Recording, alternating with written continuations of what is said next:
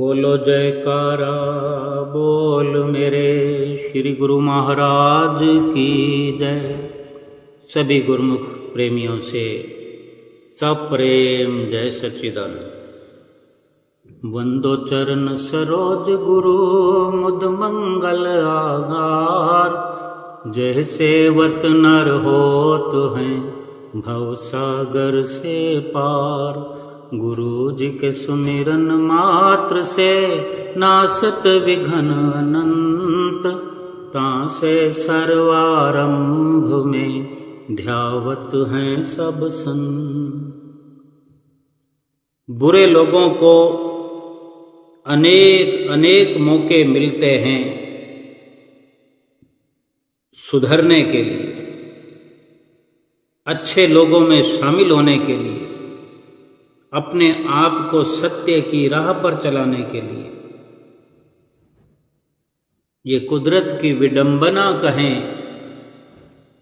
या उस इंसान का अभागापन कहें कि मनुष्य जीवन में आकर भी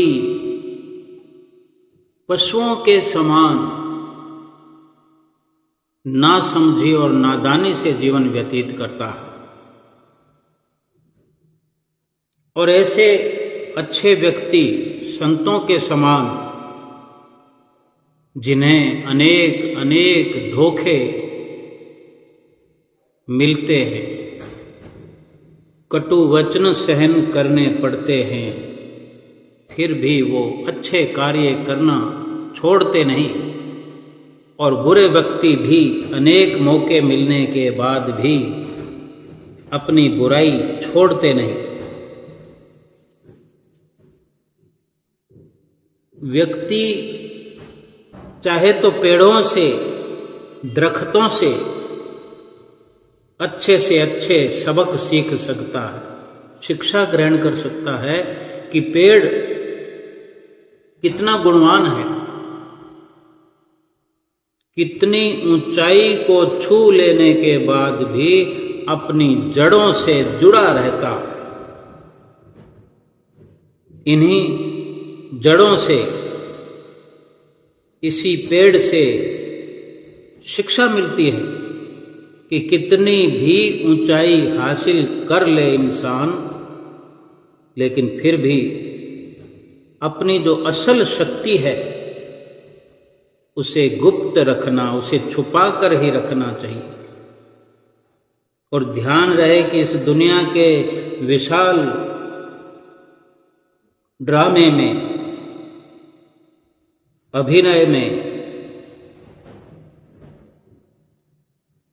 हमारा छोटा सा ही किरदार है, छोटी सी भूमिका है। ये इतनी बड़ी विशाल दुनिया, कहने को तो संत महापुरुष इसकी सच्चाई बयान करते हैं कि चाहे दुनिया कितनी बड़ी नजर आए, कितनी खूबसूरत नजर आए, कितनी लुभावनी नजर आए, लेकिन दुनिया झूठी है, बेबका है, नाशवान है, फानी है। लेकिन फिर भी क्या इंसान समझ लेता है आसानी से? अगर ना भी समझे इसको झूठा, फिर भी महापुरुष समझाते हैं कि ये इतनी विशाल दुनिया है, जैसा कि हमें लगता है कि बहुत बड़ी दुनिया है, लेकिन इसको भी हम भूल जाते हैं। इसकी बड़ाई, इसकी गहराई, इसकी लंबाई चौड़ाई देख करके हम ये समझने का प्रयास करें कि हमारा रोल तो बहुत छोटा है। हम कहाँ देखते हैं अपने आप को? इतनी बड़ी बड़ी दुनिया के अंदर हमारा कितना स्थान है? हम कहाँ, किस एक कोने में खड़े हुए हैं? क्या हमें शोभा देता है कि अब अपने अंदर अहंकार को पैदा करने दें, अहंकार को पनपने दें? क्या ये इंसान को शोभा देता है? इस हकीकत को स्वीकार करें कि हमारा छोटे से छोटा रोल है। हमसे बड़े बड़े धनाढ़े पड़े हुए हैं, बड़ी बड़ी सुंदरता लिए हुए एक से एक खड़े हुए हैं, बड़े से बड़े ताकतवर इंसान इस दुनिया में एक से बढ़कर एक रह रहे, फिर हम एक छोटे से किरदार को लेकर के अपने अंदर क्यों अहंकार लेकर के चलते हैं? नम्रता से व्यवहार करिए। हमको हर वक्त बेशक शान से चलें, शान से रहें, अपनी आन और बान और शान प्रभु से जोड़कर रखिए। अपनी जो जड़ है, जीव आत्मा का वजूद क्या है, इस इंसान का वजूद क्या है, अगर प्रभु से, परमात्मा से, सतगुरु से इसका जुड़ाव नहीं है, इसका मिलन नहीं है, बिछड़ापन है, बिछड़ गया है, और मनुष्य जन्म पाकर भी लगातार बिछड़ा हुआ ही रहे, फिर इंसान का वजूद ही क्या है? बिछड़ा हुआ तो 84 लाख योनियों में भी था।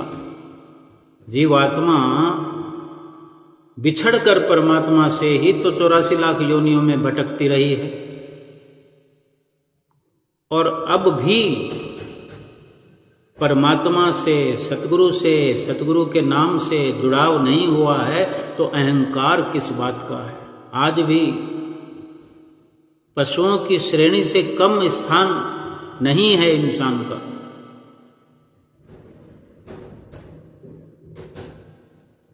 अगर नम्रता से व्यवहार अगर इंसान न करे, अहंकार से खाली ना हो, तो इस झूठी दुनिया में भी किसी के अंदर, किसी के दिल में जगह नहीं बना पाता।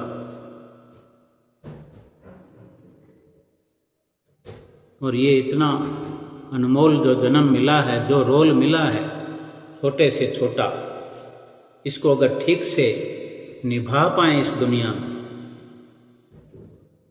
अगर इंसानियत के दम पर अपने वजूद को कायम कर सकें, इस जन्म में सतगुरु से मिलन करके, सतगुरु से शिक्षा ग्रहण करके, सतगुरु के चरणों से जुड़ करके इस छोटे से किरदार को लेकर एक बड़ी हस्ती परमात्मा के साथ मेल हो सकता है। लेकिन अगर उसी परमात्मा को भूले रहें, बेखबर रहें या लापरवाह रहें, जानबूझकर अनजान बने, फिर कैसे मुमकिन हो कि हम अपने वजूद को कायम रख सकेंगे? जैसे 84 लाख योनियों से भटकते भटकते एक योनि से निकलकर दूसरी में, दूसरी योनि से निकलकर तीसरी में, कोई शरीरों की कमी नहीं है। कमी तो इस मनुष्य शरीर की थी, मनुष्य जीवन की थी, जो आज हमें मिला है। 84 लाख योनियों में कहाँ कमी है?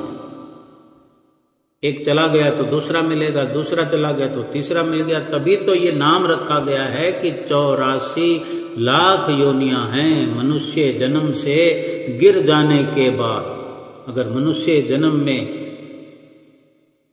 नहीं कायम रह सके, मनुष्य जन्म से ऊपर उठने की कोशिश नहीं कर सके, ऊपर नहीं उठ सके, परमात्मा तक नहीं पहुंच सके, आत्मा से परमात्मा का मेल करने का जतन नहीं किया, तो 84 लाख योनियों में जाना निश्चित है। कोई बचा नहीं सकता, क्योंकि बचाने वाले को हमने भुला दिया है। मारने वाले तो बहुत हैं, मारने वाले तो 5 चोरों को हम अपने साथ लिए घूमते हैं। तिल तिल करके वो हमें मार रहे हैं, पल पल करके हमें 84 लाख योनियों की ओर धकेल रहे हैं।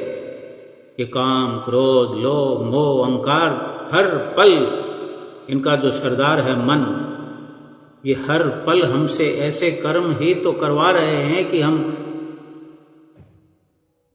उस बचाने वाले परमपिता परमेश्वर से दूर बने रहे, क्योंकि उस बचाने वाले की कृपा से, उसी के उपकार से तो ये मनुष्य जन्म मिला है।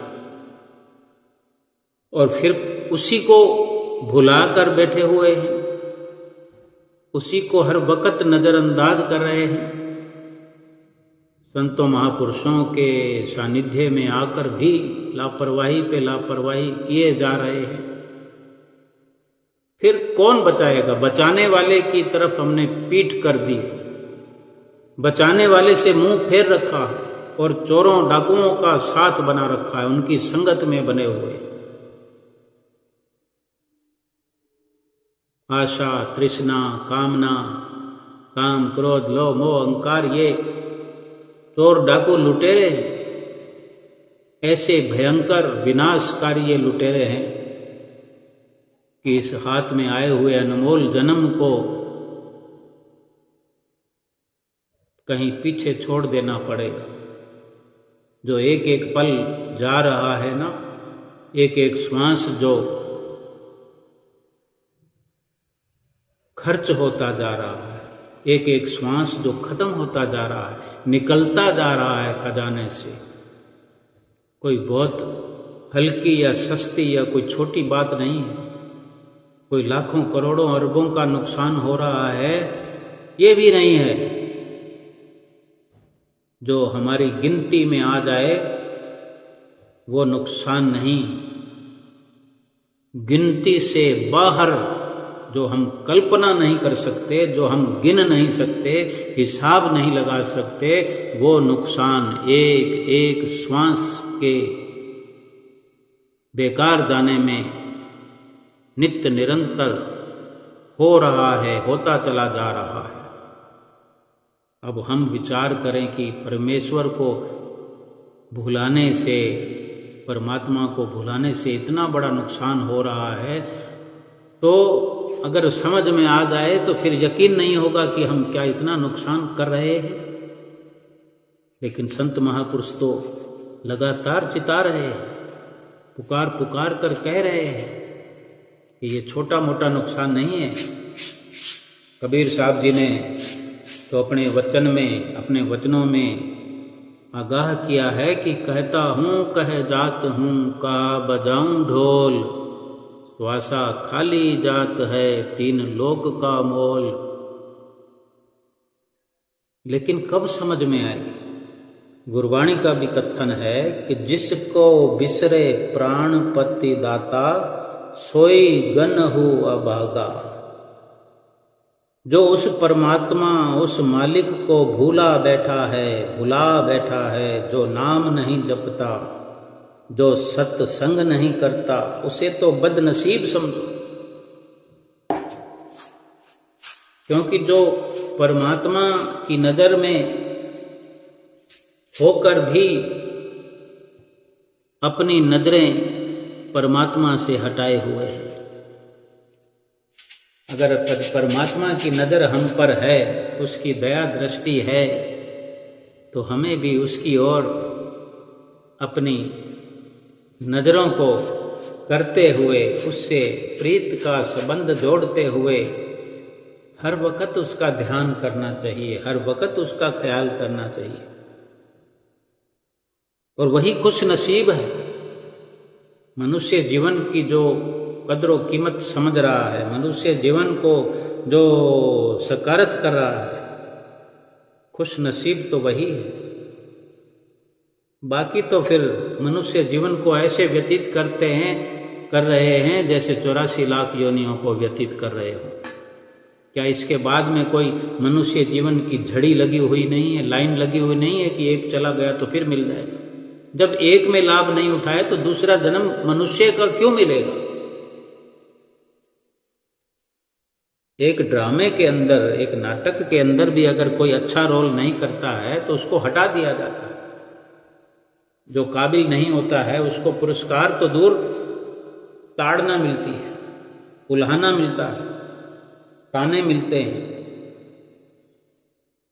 और इतना अनमोल जीवन मनुष्य का पा करके उसकी अगर बेकदरी कर रहे हैं, उस परमपिता परमेश्वर की अवहेलना कर रहे हैं,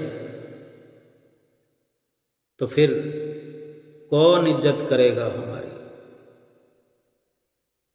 ना इस लोक में कोई हमें संभालने वाला, बचाने वाला है, ना ही कोई परलोक में बचाने वाला है। क्योंकि बचाने वाले ने बचा करके ये मनुष्य जन्म दिया, 84 लाख योनियों से निकाल कर लाया है, और इस मृत्यु लोक में सबसे श्रेष्ठ मनुष्य जीवन को उपहार स्वरूप गिफ्ट में दिया है। क्या कोई ये बता सकता है कि कितनी कीमत खर्च करके आए हैं हम इस मनुष्य जीवन में? क्या कोई फीस देकर आए हैं? कोई रिश्वत देकर आए हैं? केवल एक वादा करके अवश्य आए हैं, फरियाद करके, पुकार करके, विनती करके प्रभु से अवश्य आए, हाथ जोड़कर भीख की तरह मांग मांग करके इस मनुष्य जीवन को पाया है। प्रभु परमेश्वर ने बहुत प्यार लुटाया है। ऐसा प्यार तो इस दुनिया में कोई नहीं करता। माना कि माता पिता इस दुनिया में जो प्यार अपने बच्चे पर लुटाते हैं, उनकी तुलना में कोई भी प्यार नहीं करता। लेकिन वो प्यार भी एक दिन झूठा सिद्ध हो जाता है।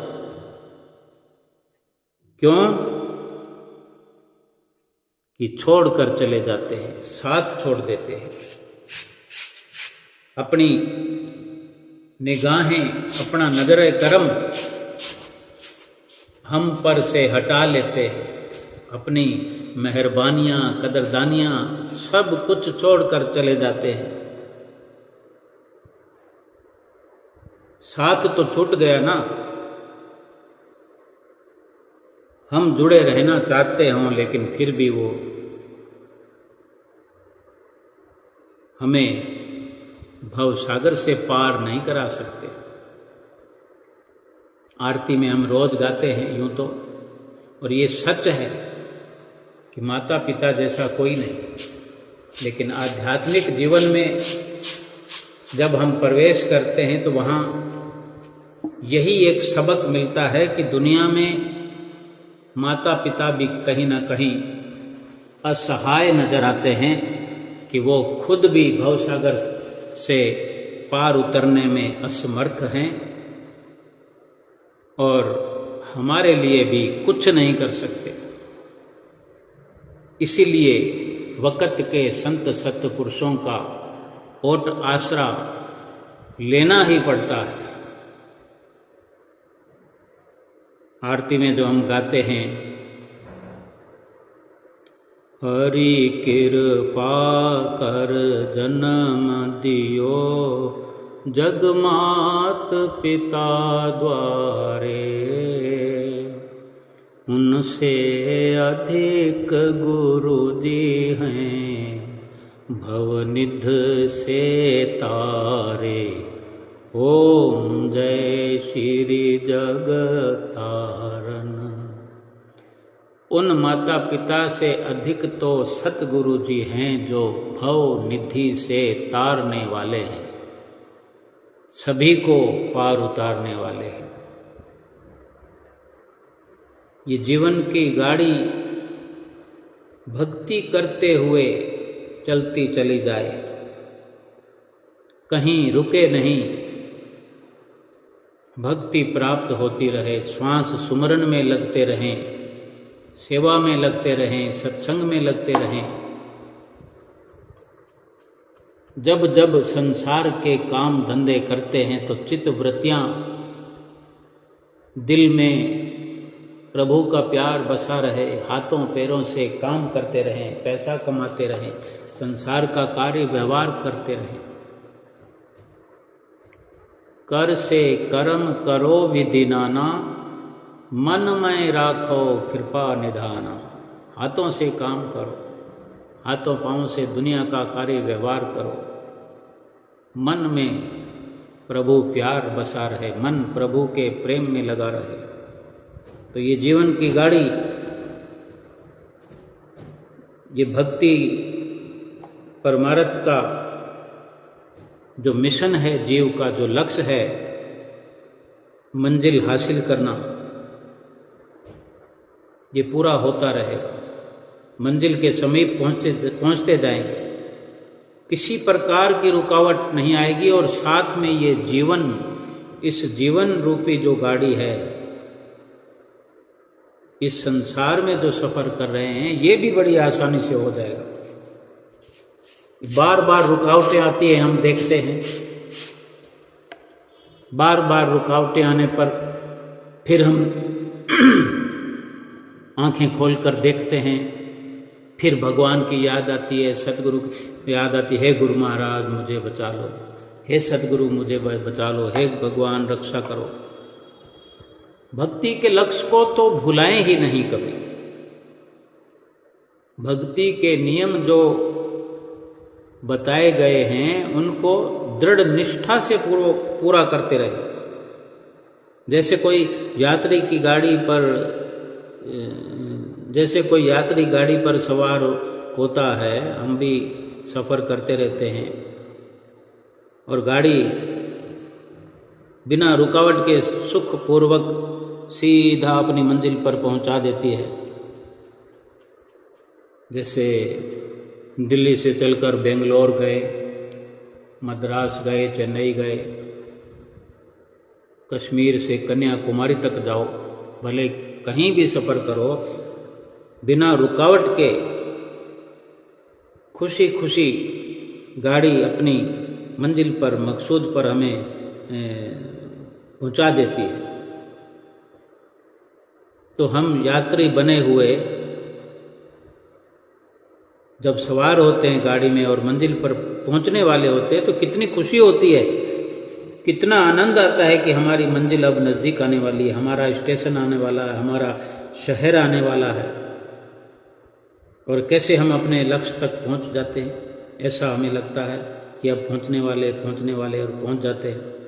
अगर किसी कारणवश गाड़ी रुक जाए, इंजन में खराबी आ जाए, कुछ और घटना हो जाए, दुर्घटना हो जाए, कई कारण होते हैं कि कोई लाइन खराब हो जाए या किसी कारण से गाड़ी रुक जाती है, तो कैसे यात्रियों में, हम भी अगर उनमें बैठे हुए हैं, तो किस प्रकार खलबली मच जाती है कि जाने क्या होगा, कब वो रुकावट दूर होगी, कब गाड़ी वापस चलेगी। अभी पहुंचने वाले थे, बीच में कहाँ फंस गए, बियाबान जंगल हो जहां पानी भी ना मिलता हो। परेशान होते हैं, चिंतित होते हैं। अगर 1 घंटा, 2 घंटा, 4 या 6 घंटा लेट हो गए तो कितनी परेशानी हो जाती है। और गाड़ी रुकी हुई होने पर कैसे कैसे विचार आते हैं कि हमें मंजिल पर पहुंचना था, थोड़ी देर का सफ़र था। तो ऐसे ही इस शरीर रूपी गाड़ी में आत्मा रूपी यात्री सवार है, यात्रा कर रहा है। ये ठीक प्रकार चल रही है शरीर रूपी गाड़ी, तो आत्मा को आनंद, खुशी मिलती रहेगी। कभी किसी कारणवश ये आगे बढ़ना बंद कर दे, ये गाड़ी रुक जाए, तो आत्मा रूपी जो यात्री है दुखी हो जाता है, परेशान हो जाता है। पर जहाँ शरीर और आत्मा की बात आती है कि ये शरीर जो है, ये गाड़ी जो है, जीव आत्मा को सवार किए हुए चल रही है, और इसकी मंजिल जो है वो कौन सी है? आत्मा कहाँ जाना चाहती है? आत्मा जो इस शरीर रूपी गाड़ी में सवार है, तो इसकी मंजिल कोई बेंगलोर, मद्रास, चेन्नई या कश्मीर या कन्याकुमारी, दिल्ली, बम्बई, बीकानेर, जयपुर, गंगानगर, ये मंजिल नहीं है, ये गंतव्य स्थान नहीं है इस जीवात्मा का। जब आत्मा खुश हो रही होती है इस जीवन रूपी शरीर रूपी गाड़ी के चलने से, सफर होने से, तो वो खुशी इस कारण होती है कि ये आत्मा जो है अपनी मंजिल परमात्मा के घर पहुंच रहा होता है, और वो भक्ति भजन के द्वारा। कि अगर ये शरीर रूपी गाड़ी भजन करते हुए, सुमरन करते हुए, सेवा करते हुए, सत्संग करते हुए, दर्शन करते हुए, सारे नित्य नेम करते हुए, 2 घंटे भजन अभ्यास करते हुए आत्मा की ये सफर, आत्मा का बड़ा सुखद, खुशी खुशी होता रहेगा और आत्मा को खुशी मिलती रहेगी। जब ये नियम छूट जाते हैं, हम कभी आरती पूजा छोड़ देते हैं, तो कभी सुमरन छोड़ देते हैं, कभी दर्शन छोड़ देते हैं। हम अनेक बार देखा होगा हमने कि हम 5-5 साल तक दर्शन करने नहीं पहुंच सकते। चलो, कहने को कह दिया जाता है कि घर में भी गुरु महाराज जी विराजमान हैं, तो फिर क्या घर में गुरु महाराज जी विराजमान हैं और आनंदपुर हम नहीं पहुंच सकते, प्रयाग धाम नहीं पहुंच सकते, तो क्या घर में गुरु महाराज जी विराजमान हैं तो क्या उनको घट में पा लिया है? उनके दर्शन को क्या दिल में बसा लिया है? क्या 5 नियमों की पूर्णता हमने नित्य नेम रोज का कर लिया है? 2 घंटे भजन सुमरन चालू है, फिर यहाँ भी खड़े नहीं उतरते। परेशानी तभी हो जाती है आत्मा को जब आत्मा की खुराक नहीं मिलती, आत्मा का सफर रुक जाता है। तब ये आत्मा जो यात्री है दुखी और परेशान हो जाता है। और मंजिल वास्तव में जो परमपिता परमेश्वर के पास पहुंचना है, यही मंजिल है। अब विचार करें यात्रा कैसे हो रही है। आत्मा जन्म जन्मों से इस शरीर द्वारा यात्रा कर रही है। 84 लाख योनियों में तो चलती रही यात्रा, लेकिन पहुंचा कहाँ है? पीछे से पीछे होता रहा। 84 लाख योनियों में अगर इसका सफर होता, मंजिले मकसूद पर पहुंचती जीवात्मा, तो मनुष्य जीवन की क्या जरूरत थी? उन्हीं जीवन में ही 84 लाख योनियों में, उन्हीं जन्मों में कहाँ से कहाँ पहुंच गए होते, परमात्मा को पा लिया होता, आत्मा का एकाकार हो गया होता, तो मनुष्य जीवन की तो जरूरत ही नहीं थी। लेकिन उसमें पिछड़ते रहे, शरीर पर शरीर मिलते रहे। जन्म जन्मों से इस शरीर द्वारा यात्रा जीवात्मा कर रही है, लेकिन यही एकमात्र मनुष्य शरीर, मनुष्य जीवन यात्रा का साधन है मंजिल मकसूद पर पहुंचने के लिए। एक गुरुमुख, एक भक्त, एक सेवक सही तरीके से लाइन से चलता जाए, सफर करता जाए, जैसे कि महापुरुषों ने साधन बनाए हैं, नियम बनाए हैं, ये सीधी लाइन है।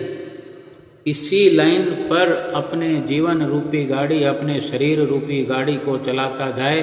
जीवात्मा रूपी यात्री इस पर सवार है, मंजिले मकसूद पर पहुंचेगा।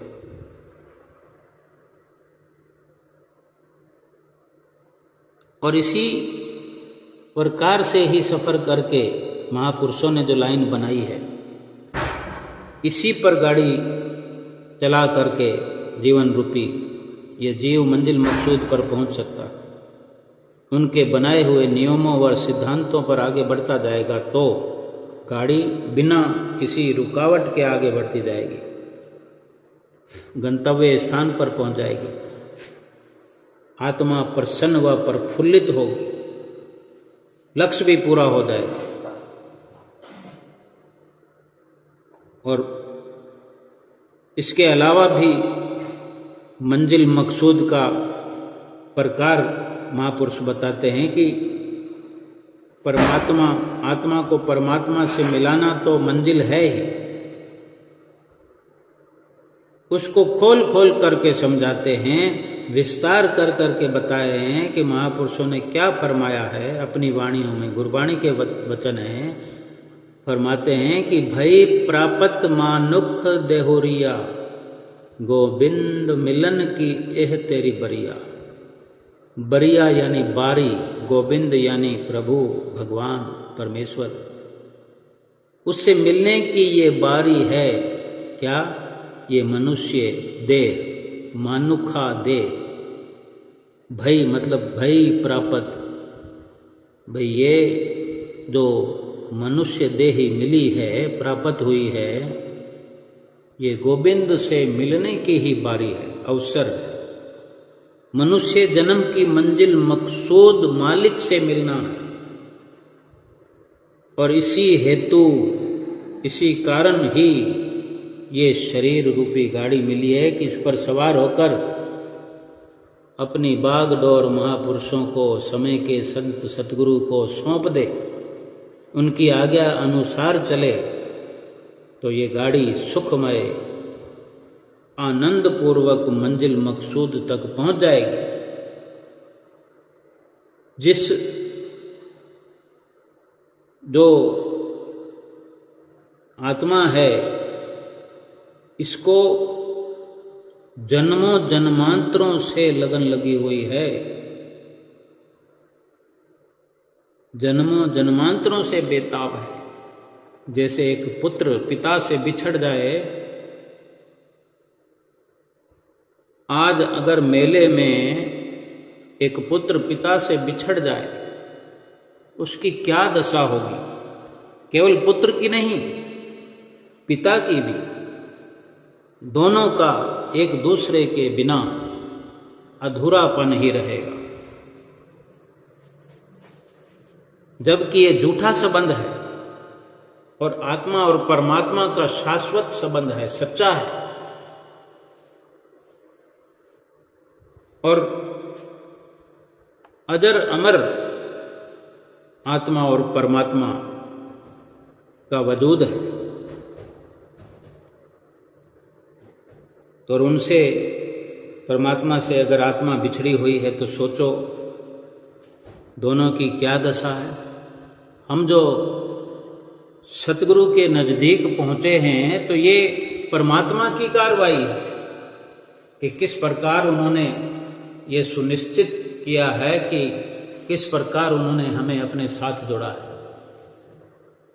क्या हमारे अंदर कोई कला है कि हम अपनी काबिलियत से वक़्त के संत सतगुरु से जुड़ सके? ये गलियां, मोहल्ले, बाजार, कॉलोनियां भरी पड़ी है। मनुष्य जीवन में आकर भी क्या सभी वक़्त के संत सतगुरु की चरण शरण में पहुंच गए हैं? हम तो देखते हैं, आनंदपुर में भी जाते हैं, प्रयाग धाम में भी जाते हैं, और भी अनेक अनेक आश्रम जो हमारे नज़दीक पड़ते हैं। कोई बेंगलोर में रहता है तो विवेक धाम उसके नज़दीक है, कोई लंदन कनाडा में रहता है तो वहाँ भी अनेकों आश्रम, सत्संग भवन श्री गुरु महाराज जी ने बनाए हैं। लेकिन जहाँ भी हम पहुँचते हैं आश्रमों में, क्या वहाँ पर उस शहर के, उस नगर के या उस कॉलोनी के सभी लोग अपने घर बंद कर करके वहाँ आ जाते हैं? चंद लोग होते हैं। जिस कॉलोनी में सत्संग आश्रम है, कुटिया है, उस कॉलोनी के सभी लोग आ जाएं तो आश्रम में तो जगह ही नहीं होगी। और जिस शहर में जितने आश्रम हैं, गुरु महाराज जी ने कोई कसर नहीं रख छोड़ी। कितने कितने आश्रम एक एक शहर में, छोटे छोटे शहरों में, बीकानेर जैसे शहर में 5-6 आश्रम हैं। इसी प्रकार जयपुर में भी अनेक आश्रमों की तादाद है। कई गांव ऐसे हैं, खाजूवाला जैसा छोटा गांव है, उसमें छोटे से गांव में भी आश्रम है। दिल्ली जैसा बड़ा शहर है तो सैकड़ों आश्रम है। भाव कहने का यह है कि जिस आश्रम के आसपास जितनी आबादी है, उनमें से कोई चुनिंदा गुरुमुख प्रेमी आप जैसे हम जैसे वहाँ कुटिया में आश्रम में पहुँचते हैं, बाकी अपने काम धंधे में लगे हुए। यानी ये सतगुरु की कृपा जिन पर हुई है, जिनको चुना है, जिनको काबिल समझा है, जिनके प्रारब्ध के अनुसार, जिनके कर्म अनुसार, संस्कारों के अनुसार सतगुरु की कृपा हुई है, उन्हीं को अपने नजदीक बुलाया है। अब हम अगर उनके वचनों के अनुसार नहीं चलेंगे, आज्ञा के अनुसार नहीं चलेंगे, उनका कहना नहीं मानेंगे, तो आत्मा तो जन्म जन्मांतरों से प्यासी है, भूखी है, लगन लगाए हुए है कि कब मेरी तड़फ पूरी होगी, कब मेरी आस जो लगी हुई है प्रभु परमात्मा से मिलने की, वो कब पूरी होगी। लेकिन ये शरीर रूपी जो गाड़ी है, ये हिचकोले खाती रहती है, डगमग डोलने लगती है। यानी नियमों को निभाना छोड़ देते हैं। कभी आरती छोड़ दी, या सुबह की आरती की तो शाम की छोड़ दी। कभी सेवा के लिए समय नहीं है। अगर कहीं कृपा हो जाए, कुटिया पर आश्रम पर बुला लिया जाए, सेवा के लिए कोई रास्ता सुझा दिया जाए, कोई प्रेरणा अगर हो भी जाए, तो कैसे बहाना बना लेते हैं कि अपनी अठन्नी चवन्नी का नुकसान नहीं होने देते। उसको पाने के लिए इतनी बड़ी रहमत को ठुकरा देते हैं, सेवा से गाफिल हो जाते हैं, वंचित हो जाते हैं। अब विचार करो कि फिर ये गाड़ी भक्ति की मंजिल को कैसे पाएगी, कैसे पहुंच पाएगा ये जीव अपने मंजिल मकसूद पर। जो लगन आत्मा ने लगाई थी, लगी रही जन्म जन्मांतरों से, जो लगन परमात्मा से मिलने की, वो कब पूरी होगी? शुभ अवसर तो यही है, अच्छे से अच्छा समय यही है। इसके ना तो पहले समय मिला था और ना इसके बाद मिलेगा। यानी इससे पहले 84 लाख योनियां मिलती रही हैं, वो अवसर नहीं था प्रभु से मिलने का। होता तो मिल लिया होता फिर, लेकिन वो अवसर प्रभु से मिलने का था ही नहीं, वो तो केवल दुख भोगने का था। और इस जीवन के बाद भी शायद न रहे प्रभु से मिलने का अवसर, अगर आज लापरवाही करते हैं।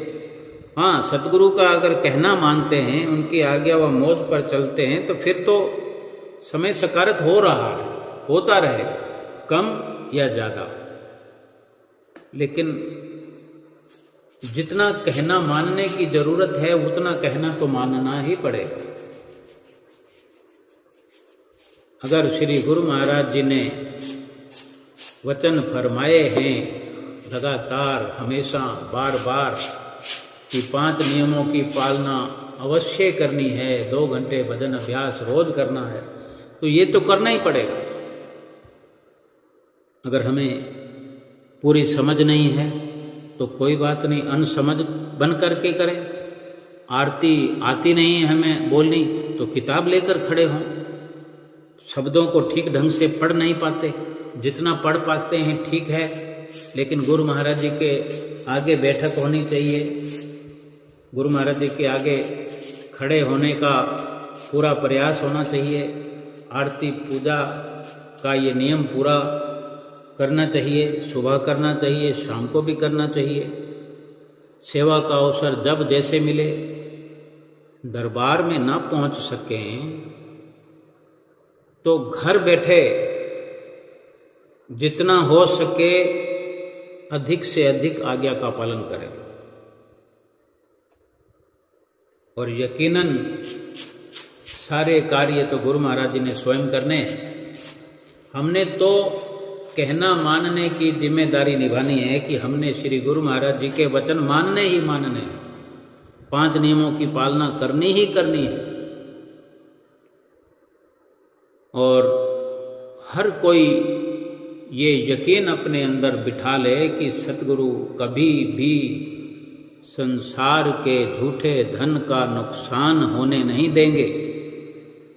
अगर 4-6 घंटे या पूरा दिन भी अगर किसी सेवा में लगा लिया और हमारे अपने काम से हमें छुट्टी करा दी तो उसका दुख ना मनाए कोई। यकीन होना चाहिए कि हमें किसी मुसीबत से बचा लिया। अगर हम 2-4-5 हज़ार रुपये कमाते हैं और वो छूट गए हैं तो यूँ समझो कि वहाँ हमें 2-4-5 हज़ार कमाने के बजाय 10,000 रुपये की कोई पेनल्टी लगने वाली थी। हम अपने 2-4-5 हज़ार रुपये निकाल करके ये हिसाब लगा लें कि फिर भी हमें 5,000 रुपये बच गए। लेकिन ऐसा यकीन भी तब आएगा जब हम सुमरन करते होंगे, 5 नियमों की पालना करते होंगे, गुरु महाराज जी पर पूरा यकीन करते होंगे, विश्वास करते होंगे, दृढ़ श्रद्धा रखते होंगे, सत्य का संग करते होंगे। इसलिए जरूरी है कि सतगुरु की आज्ञा का पालन करते जाएं, फिर अपने आप सब कुछ होता चला जाएगा। गुरु महाराज जी वो आईना भी दिखा देंगे कि तेरे भले के लिए ही हमने तुम्हारे काम धंधे से छुट्टी करवाई थी। चाहे हम आराम भी कर रहे हैं, अगर हमें सेवा का अवसर दे दिया है, मौका दे दिया है, सेवा पर लगा दिया है, तो यकीन मानो वो आराम भी हमारे लिए मुश्किल खड़ी करने वाला था। आराम में भी हजारों दुविधाएं, मुश्किलें, मुसीबतें पैदा हो जाती हैं। लेकिन जब जब भी ऐसा अवसर मिले पूरा लाभ उठाना ही चाहिए।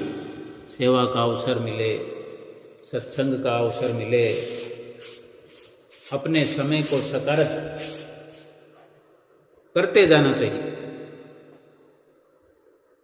और अगर इस जीवन में भी गफलत करेंगे तो फिर सोचो, फिर 84 लाख योनियां तो भोगते भोगते भोगते आए हैं।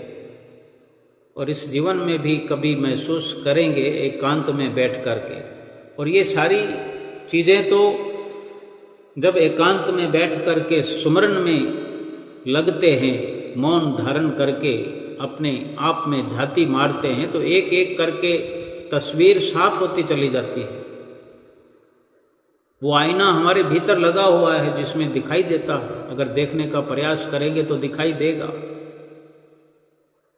दिखाई देने लग जाएगा, क्योंकि अंदर की आंख खुलने लगती है।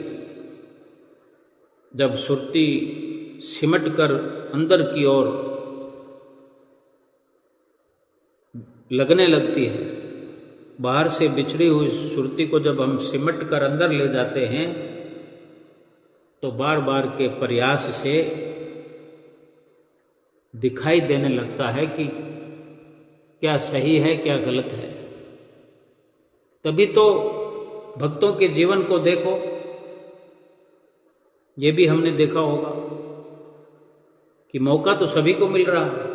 गुरु महाराज जी ने जब अपनी शरण में लगाया है तो अवसर तो सभी को दिया है, जो जो श्री गुरु महाराज जी के सानिध्य में आ गए हैं, जो उनकी शरण में आ गए हैं। लेकिन लाभ कितने उठा रहे हैं? अव्वल तो सभी लोग पहुंचते नहीं, लेकिन जो पहुंचते हैं उनमें कोई विरले विरले गुरुमुख प्रेमी आप जैसे लाभ उठाते होंगे। वही जो श्रद्धा और विश्वास पर सतगुरु के खरे उतरते होंगे। तभी तो गुरुमुख प्रेमी छोड़ छोड़ करके अपना घर बार चले आते हैं, किसी की परवाह नहीं करते। एक बार सतगुरु के वचन की सतगुरु के वाक की परवाह करते हैं कि मुझे मेरे सतगुरु ने चुना है, मुझे इस काबिल समझा है कि मैं सतगुरु के दरबार की या सतगुरु ने जो सेवा का भंडार खोला है, क्या मैं भी कुछ कर सकता हूँ, क्या मैं भी कुछ करने के योग्य हूँ। अपने पर नाज करते हैं गुरुमुख प्रेमी। उनको इतना सोच सोच कर भी रोना आ जाता है कि क्या मैं इस काबिल हूँ कि मैं श्री गुरु महाराज जी के दरबार में सेवा कर सकता हूँ। क्या श्री गुरु महाराज जी ने मुझे चुना है। उन्हें यकीन नहीं होता और गद गद कंठ से महिमा का गायन करते हैं, अपने सतगुरु की महिमा का, उनके वचनों का, उनके प्यार का, उनके दुलार का। किसी भी प्रकार से वो कर्ज नहीं उतार पाते। तभी तो हम देखते होंगे दरबार में जब पहुंचते हैं गुरुमुख प्रेमी, कोई झाड़ू लगा रहा होता है, कोई लंगर में बर्तन धो रहा होता है, कोई लंगर में सफाई कर रहा होता है, कोई संगतों को रोटी खिला रहा होता है, कोई पानी पिला रहा होता है। अच्छे अच्छे प्रतिष्ठित माने जाने वाले संसार में ऐसे ऐसे गुरुमुख प्रेमी संगतों के झूठे बर्तन धो रहे होते हैं, जयकारे लगा रहे होते हैं और खुशियां मना रहे होते हैं,